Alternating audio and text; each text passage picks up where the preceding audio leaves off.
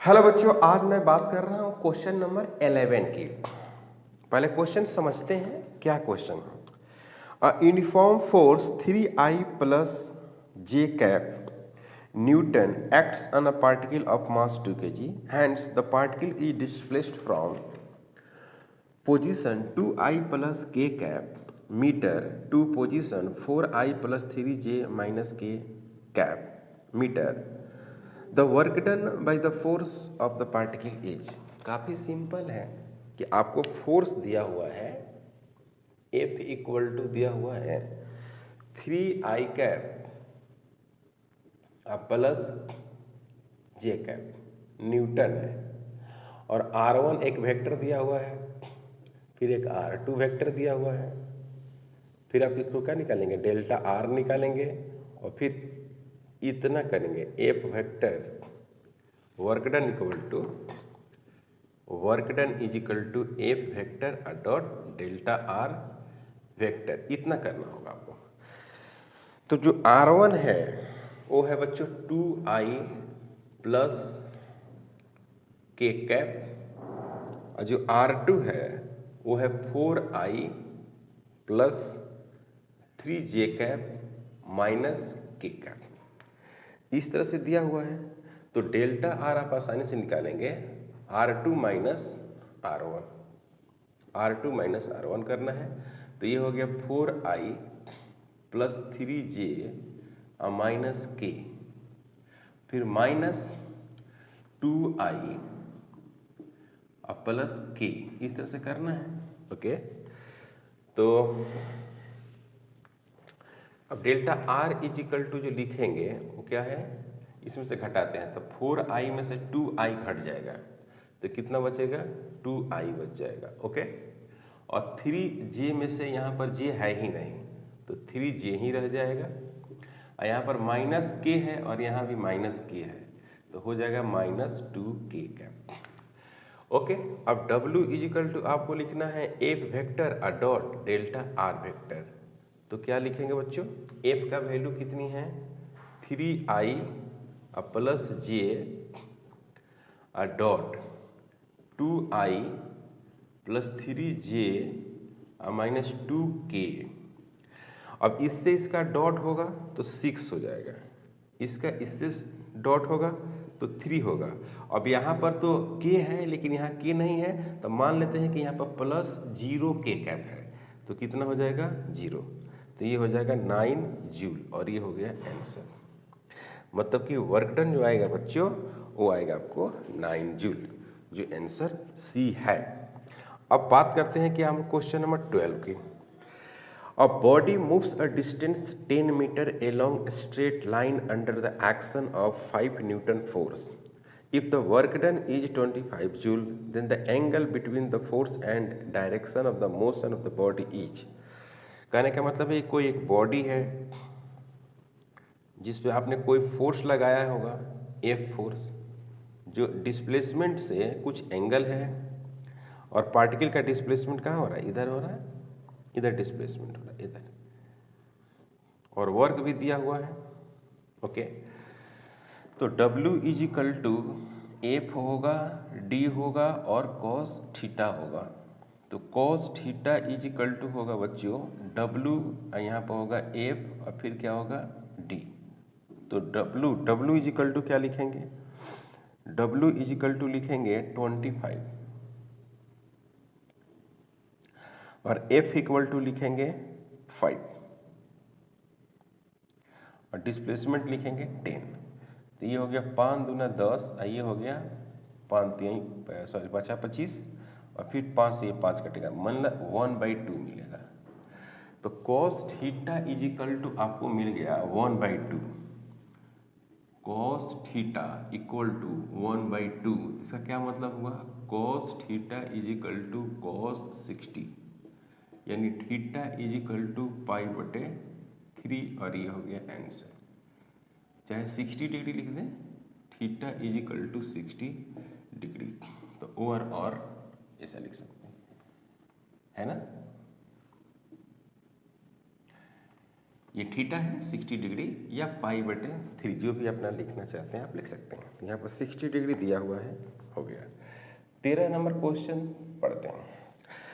A body constant to move in y direction is subjected to the force F is equal to -2I plus 15J plus 6K Newton.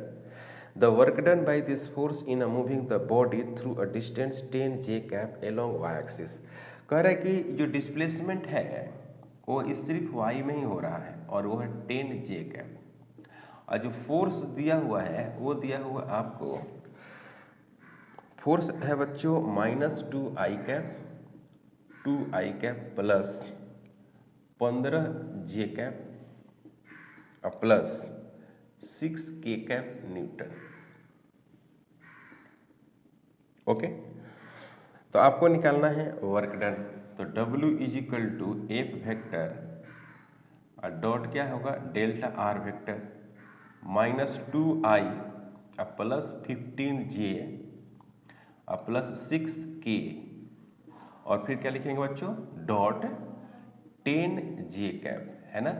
तो अब इसका dot करते हैं, तो इसके साथ डॉट करेंगे तो 0 हो जाएगा। ओके, इसके साथ करेंगे तो 150 हो जाएगा, इसके साथ फिर 0 150 और 0, तो यानी 150 जूल यही हो गया आंसर। 150 जूल होगा, है ना, 150 जूल।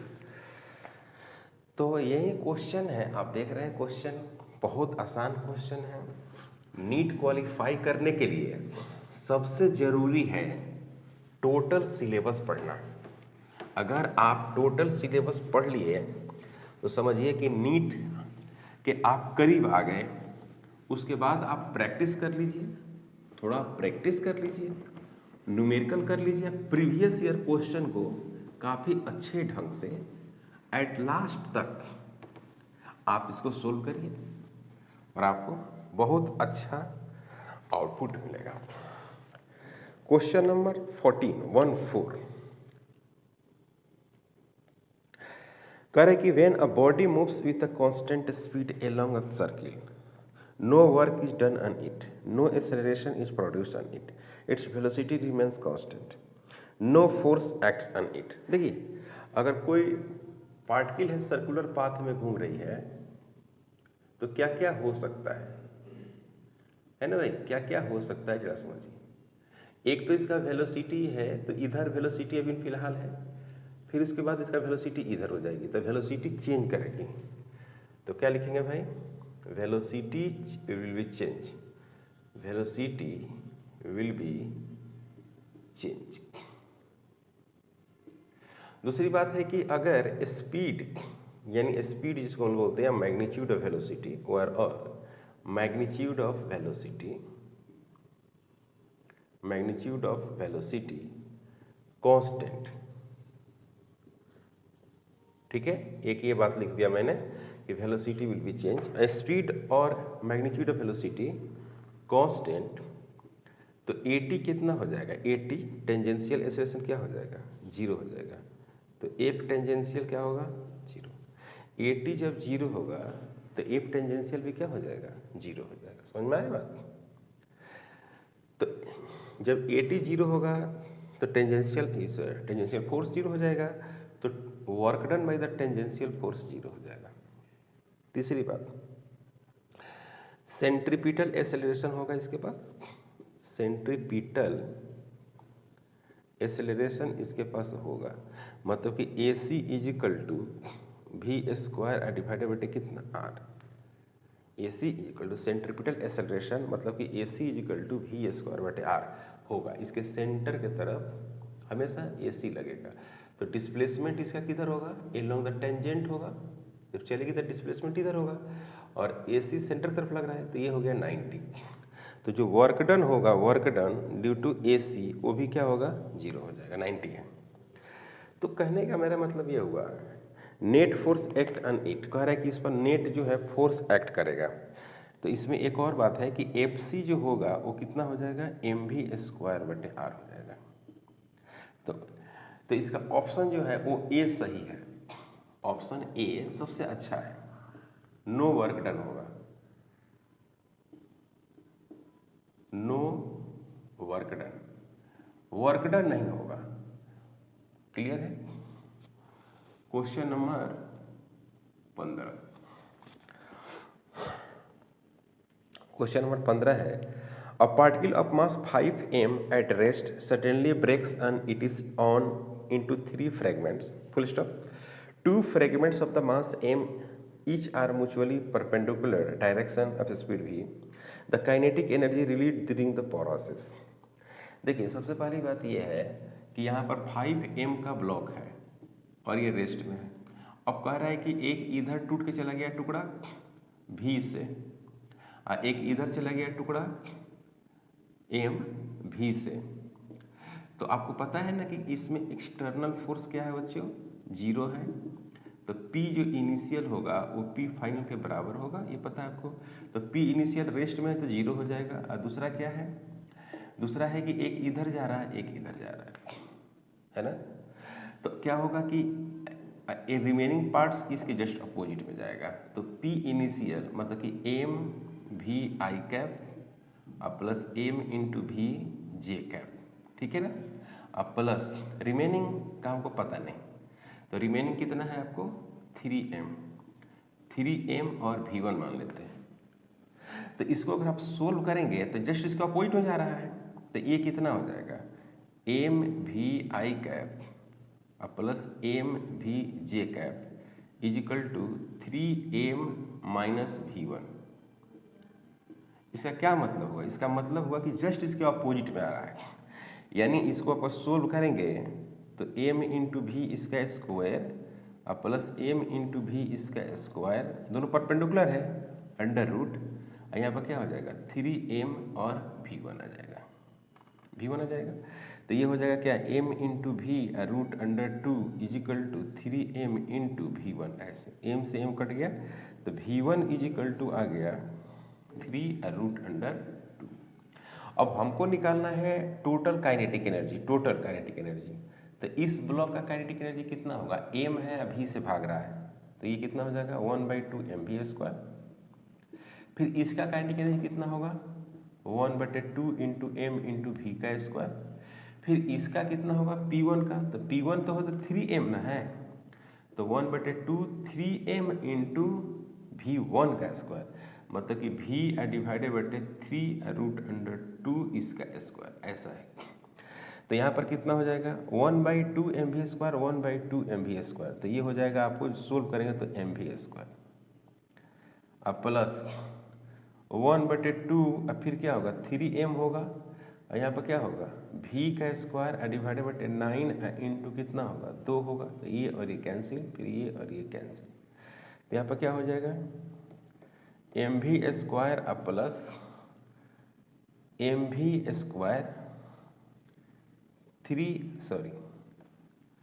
2 से 2 कट गया ना, mv² बटे 3, mv² बटे 3।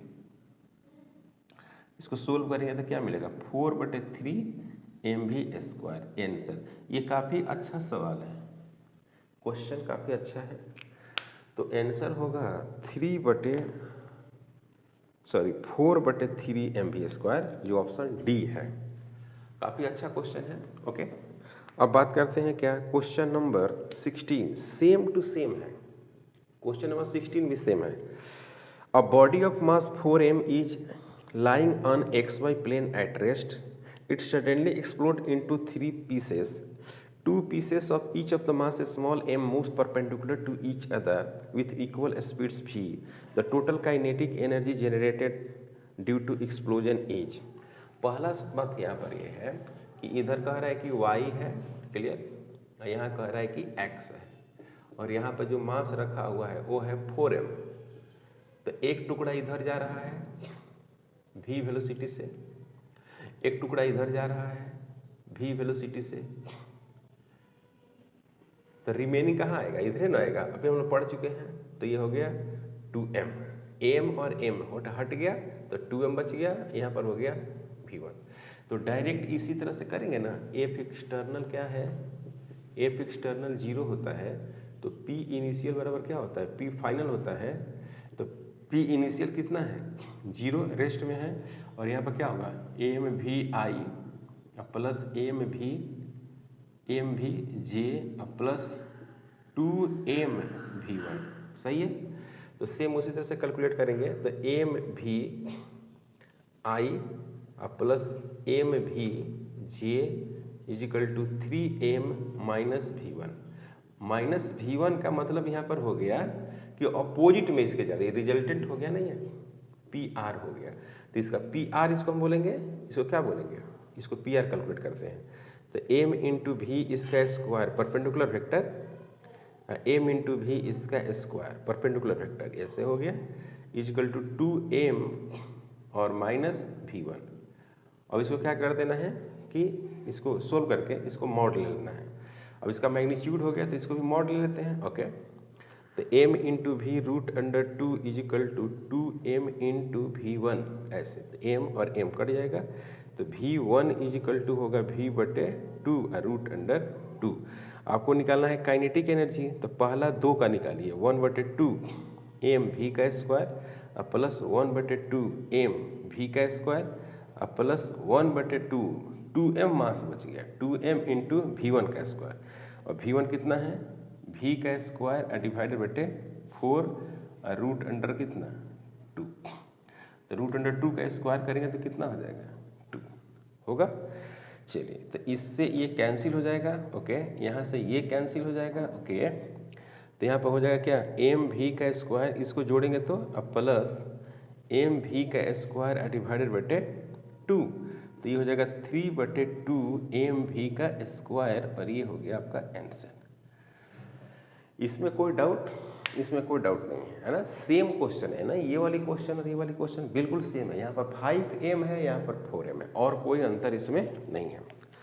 क्वेश्चन नंबर 17 क्वेश्चन काफ़ी अच्छा है, और इसको समझिए पहले क्वेश्चन को।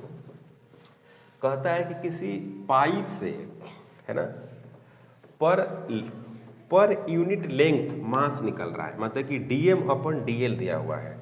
तो किसी भी पाइप से यही हो सकता है, dm/dt हो सकता है ना, dm/dl हो सकता है।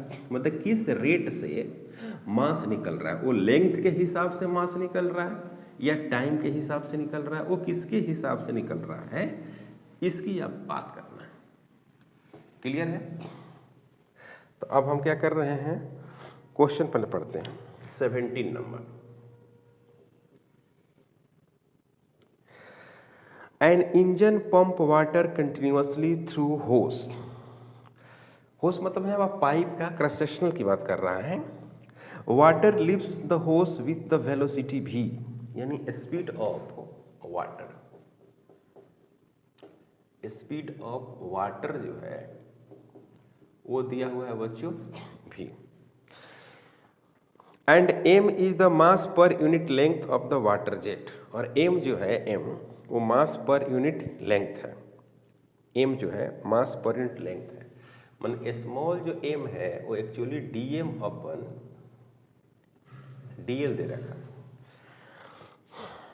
And m is the mass per unit length of the water jet, full stop. What is the rate at which the kinetic energy important to the water. तो सबसे पहली बात यह है कि आपको निकालना है d/dt, मतलब कि काइनेटिक एनर्जी का रेट निकालना, ये निकालना है। मतलब आप ऐसा लिख सकते हैं 1/2 है ना m और v का स्क्वायर, v का स्क्वायर। तो इसमें भी तो करना पड़ेगा ना dm/dt। तो v कांस्टेंट है तो v को बाहर कर दीजिए, और ये वेरिएबल है dm/dt। यहाँ पर dm/dt ही वेरिएबल आएगा। अब देखिए, अब यहाँ पे ये हमको निकालना है कि रेट ऑफ काइनेटिक एनर्जी। तो मैंने इसको लिख दिया कैसा 1/2 और लिख दिया dm/dt, ये रेट ऑफ काइनेटिक एनर्जी है, इनटू v का स्क्वायर, ऐसे लिखा मैंने। अब आपका सवाल है कि dm/dl दिया हुआ है, dm/dl दिया हुआ है, तो dm/dl को ऐसे लिख सकते हैं dm/dl, यहाँ पर लिख देते हैं क्या dt इंटू dt, ऐसे, या आप ऐसे लिखिए या ऐसे लिखिए।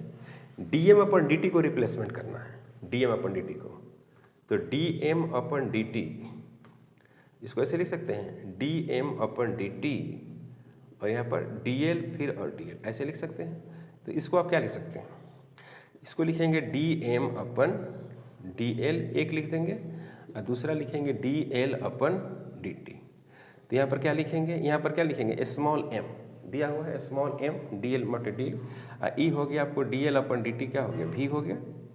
ठीक है, मतलब कि मोमेंटम दिया हुआ है, dm अपन dt का मतलब होता है rate of change of momentum, यानी आपको ये हो गया m, और यहाँ पर dl अपन dt लिखा गया है v। तो rate of kinetic energy, rate of kinetic energy is equal to क्या लिखेंगे बच्चों, 1/2, इसके बदले क्या लिखेंगे, m इंटू वी, और फिर यहाँ पर लिखेंगे v का स्क्वायर। ये हो गया 1/2 m इंटू वी क्यू। ये जानते हैं क्या हो गया, पावर हो गया, एक तरह से क्या हो गया, ये पावर कहिए OR, और रेट ऑफ काइनेटिक एनर्जी कहिए, रेट ऑफ काइनेटिक एनर्जी।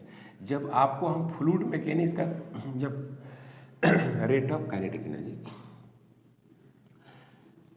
जब मैं आपको फ्लूइड मैकेनिक्स की बात करेंगे तो वहां पर मैं आपको पावर बताऊंगा। फ्लूइड में जो पाइप में जो पानी फ्लो कर रहा है उसका जो पावर होगा 1/2 mVQ होगा, और यही आंसर होगा, समझे। और क्या है ये, या ऐसे लिख सकते हैं, और ये आंसर है। ओके, अब बात करते हैं क्या, क्वेश्चन नंबर 18। काफी छोटा क्वेश्चन है, आप यहीं पे बना लीजिए, क्वेश्चन कठिन नहीं है, आसान है। कह रहा है कि a shell of mass 200 gram is ejected from the gun of the mass 4 kg by explosion that generate 1.05 kilo kinetic energy, the initial velocity of the shell. तो कह रहा है ना कि initial velocity of the shell क्या होगा। तो सबसे पहली बात यह है कि यहाँ पर एक्सटर्नल फोर्स क्या लग रहा है, जीरो लग रहा है, एक्सटर्नल फोर्स जीरो है, तो जिसका P इनिशियल होगा बच्चों वो किसके बराबर होगा, P फाइनल का तरह। तो इनिशियली तो रेस्ट में रहेगा, तो mass of gun, velocity of gun मैंने वही, और मास ऑफ सेल और वेलोसिटी ऑफ, या ऐसे लिखिए मास ऑफ गन, बुलेट लिख लीजिए, सेल का मतलब यहाँ बुलेट है, और वेलोसिटी ऑफ बुलेट। ओके, क्या क्या दिया हुआ है और क्या क्या नहीं दिया आप देख लीजिए। तो सेल का मास दिया हुआ है, मास ऑफ सेल दिया हुआ है, मतलब बुलेट का मास दिया हुआ है। गन का मास में an explosion that generates of energy this the initial energy of the shell, मतलब कि सेल का इनिशियल एनर्जी आपको कैलकुलेट करना है सेल का। तो यहाँ पे आप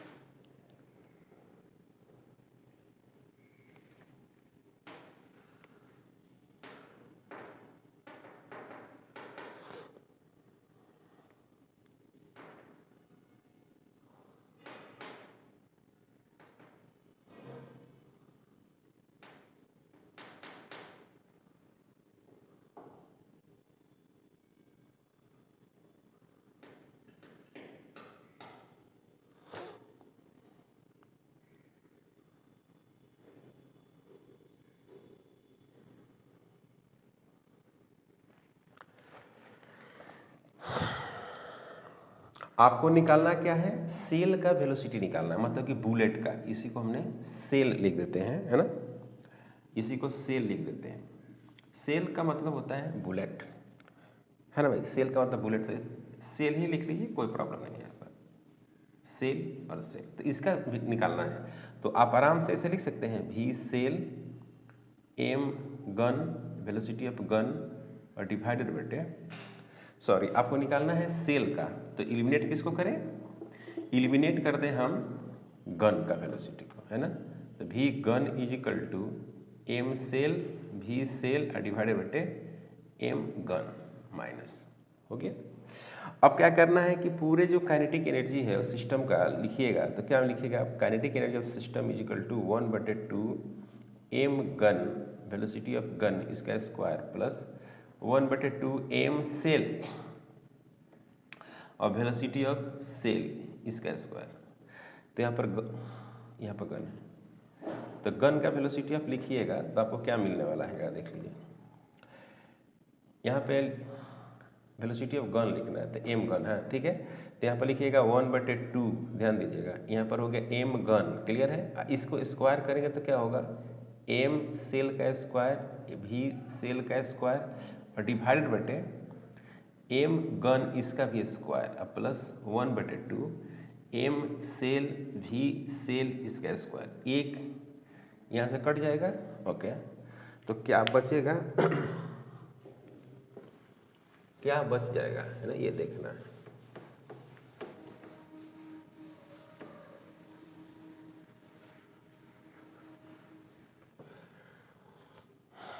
तो kinetic energy is equal to, इसमें कॉमन आ रहा है 1/2, तो 1/2 कॉमन ले लीजिए।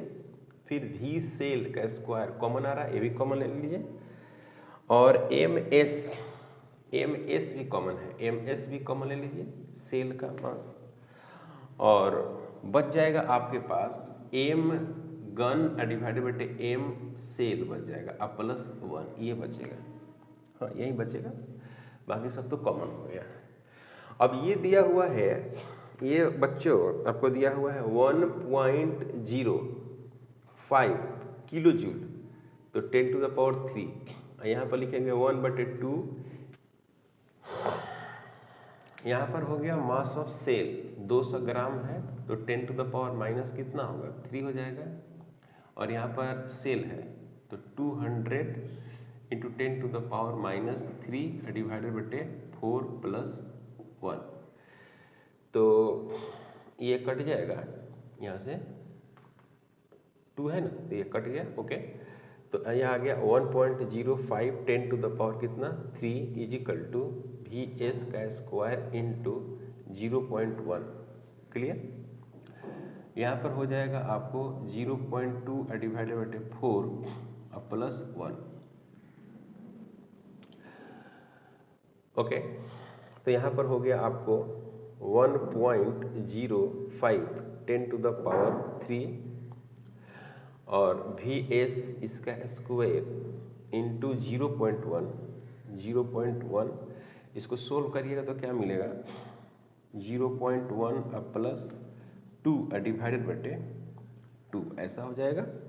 तो यहाँ पर इसको अब सोल्व करेंगे तो 1.05 10⁻³ इक्वल टू VS इसका square is equal to 0.1 into 2.1 divided बटे 2, क्लियर है। तो यहाँ पर अपर सोल्व करेंगे तो 1.05 into 10⁻³ is equal to VS इसका स्क्वायर इंटू, इसको सोल्व करेंगे तो आपको मिल जाएगा 0.0 इंटू, ये हो जाएगा आपको 0.105, नहीं यहाँ भी हो जाएगा कितना 1 ये 1 हो गया, फिर 0 और 5, सही है। सोल्व करेंगे तो ये वाला और ये वाला कैंसिल हो जाएगा, ठीक है।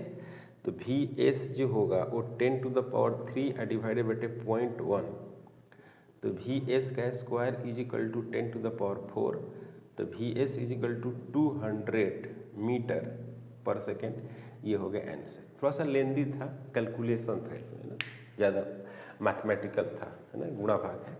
आप इसको कर लेंगे, कोई दिक्कत नहीं है। तो मैंने जो सोल्व किया है वो क्वेश्चन नंबर 18 है। अब बात करते हैं क्या, क्वेश्चन नंबर 19। हटाते हैं बच्चों इसको। मल्टीप्लाइकेशन टाइप का क्वेश्चन था, ज़्यादा कठिन क्वेश्चन नहीं था। सब कंजर्वेशन ऑफ मोमेंटम से ही है, न्यूटन थर्ड लॉ कह सकते हैं, कंजर्वेशन ऑफ मोमेंटम कह सकते हैं, इम्पल्स प्रॉब्लम कह सकते हैं, सब एक तरह की बातें होती हैं यहाँ पर। नेक्स्ट क्वेश्चन जो है वो भी फार्मूला पुटिंग ही क्वेश्चन है, उसमें अगर कंसेप्ट भी है तो थोड़ा सा कंसेप्ट है, कोई कठिन नहीं। अगर आप सोल्व करते हैं तो सोल्व हो जाएगा, इसमें कोई बड़ी बात नहीं है। 19 नंबर क्वेश्चन है, a bomb of mass 30 kg at rest, मैंने 30 kg का है और रेस्ट में है, explode into pieces of 18 kg and 12 kg। The velocity of 18 kg दिया हुआ है, the kinetic energy of the other mass, kinetic energy other mass का काइनेटिक एनर्जी निकालना है। तो यहाँ पर क्या है कि ये है आपको 30 kg का, अब ये है रेस्ट में, और बाद में क्या कर गया, ये ब्रेक कर गया। तो एक टुकड़ा ये ऐसे ऐसे जाता है, पता है आपको, ऐसे जाता है। तो आपको निकालना है काइनेटिक एनर्जी अदर वाला का। तो ई है 18 kg का, और ये कितना से जा रहा है, 6 मीटर पर सेकेंड से जा रहा है। दूसरा आपको बच जाएगा 12 kg। तो ये मालूम नहीं कितने से जा रहा है, ये नहीं मालूम है, तो इसको V1 मान लेते हैं या V मान लेते हैं। तब क्या है आपको कि P initial is equal to P क्या करते हैं, फाइनल आप कर देते हैं, ठीक है। तो ये 0 हो गया, ये 18 गुणे 6 हो गया, अब प्लस 12 गुणे V1 हो गया। तो V1 is equal to minus 18 गुणे 6 डिवाइडेड बटे 12, तो ये हो गया 2, ये हो गया 9। तो V1 is equal to 9 metre per second, ठीक है। तो 1 बटे काइनेटिक एनर्जी 12 kg का, 12 kg वाला काइनेटिक एनर्जी क्या लिखेंगे, 1 बटे 2 इंटू 12 इंटू 9 इसका स्क्वायर, है ना। तो ये हो जाएगा आपको कितना, ये हो जाएगा आपको 6, ये हो गया आपका 81। तो ये हो गया 6 और 8 छक्का 8 इंटू 6 48, तो ये हो गया 486 जूल आंसर। मतलब इस टुकड़े की जो काइनेटिक एनर्जी होगा वो 486 जूल होगा। Next question number 20 number question काफी आसान है। A particle of mass m1 is moving with velocity v1 and another particle of mass m2 is moving with velocity v2, full stop. Both of them have the same momentum but their different kinetic energy e1 and e2 respectively. Condition ये है कि अगर m1 greater than m2 होगा तो kinetic energy में क्या relation होगा अगर p1 बराबर p2 बराबर p हो जाता है। तो ये सवाल है। तो सवाल ये हो गया कि E1 इज इक्वल टू क्या लिखेंगे, 1 बटे 2 m इंटू वी का स्क्वायर। इसको मोमेंटम में कन्वर्ट कर देते हैं। तो E1 is equal to m1 लिख देते हैं, यहाँ V1 भी लिख देते हैं। तो यहाँ पर हो गया m1 का स्क्वायर V1 का स्क्वायर और डिवाइडेड बटे क्या हो गया बच्चों, m1। नीचे में m1 लिखना पड़ेगा, बिल्कुल लिखना पड़ेगा। तो आपको लिखना होगा E1 ओके, और फिर m1, फिर यहाँ पर लिखना होगा P1 का स्क्वायर। तो P1 इज इक्वल टू जो होगा M1 और E1, क्लियर है। नाउ सेम है, नाउ सिमिलरली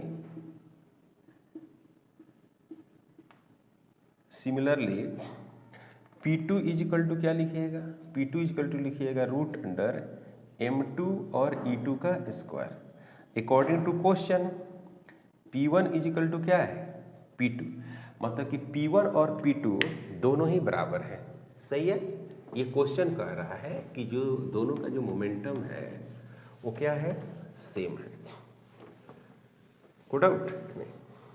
तो जो दोनों का मोमेंटम क्या है, सेम है, दोनों का मोमेंटम P1 बराबर क्या है, P2 है। तो आप ऐसे लिखेंगे M1 E1 is equal to M2 और E2, ऐसे होगा।